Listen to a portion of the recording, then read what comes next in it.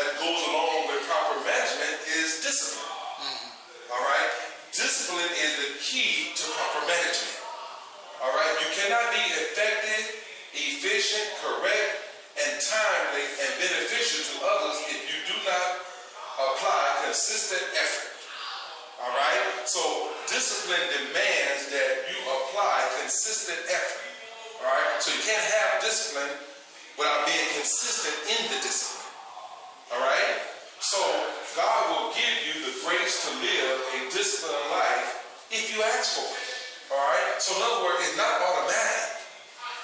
You know, you don't automatically have discipline because you are saved and sanctified and filled with the Holy Spirit.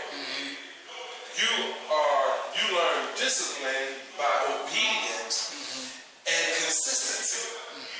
All right?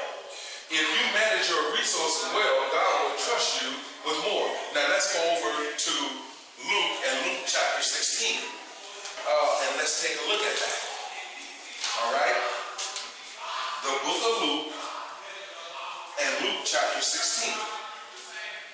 All right? Now, management, as we said, has to do with a biblical term that's used called stewardship. Stewardship. Yes. Stewardship is the same as management.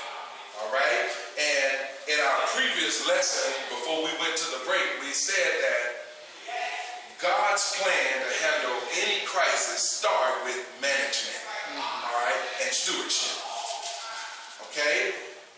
And in Luke chapter 16, we said in verse 10, it said, he who is faithful in what is least is faithful also in much, and he who is unjust in what is least is unjust also in much. He said, therefore, if you have not been faithful in the righteous mammon, who will commit to your trust true riches? All right? So Jesus is speaking here, and Jesus, he's saying here that in order to handle stewardship and management properly, you need to be faithful. You need to be able to handle small things first before you ever get command of big things. Now, this is where people go wrong at sometimes. You know, people like playing the lottery or what have you. And I've heard stories about how people have come into good fortune like that, and within a year or two, they're broke. Yeah. You know why they're broke? Because of improper management, but they never handled what they had well.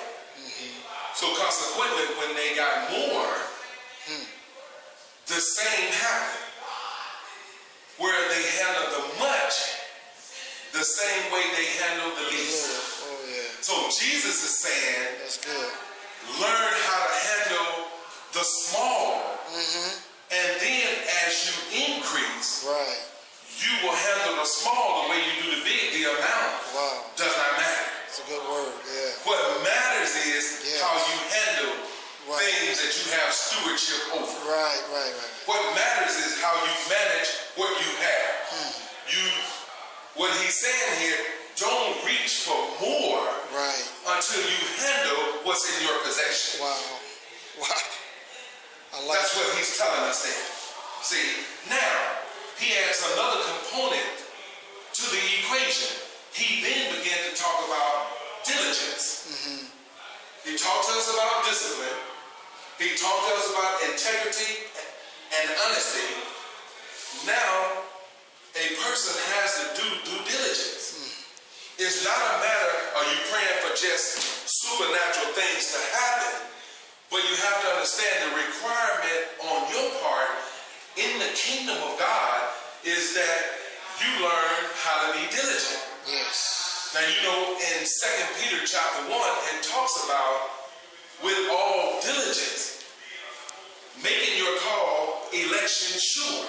So when you go forward, diligence is another key to proper management. Diligence means consistent effort to do due diligence.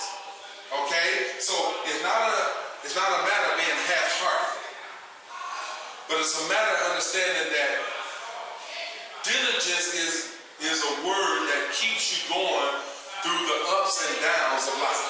Yes. You know, if you have been given a plan by God, if you've been given a great vision by God, you have to do due diligence. Yes, yes, yes, yes. All right? People want to have greater and bigger churches and things like that.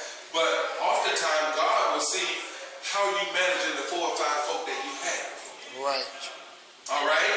There's no need for him to give you 200 people If you ain't when you ain't faithful to the 4 or 5 that he's put in your care.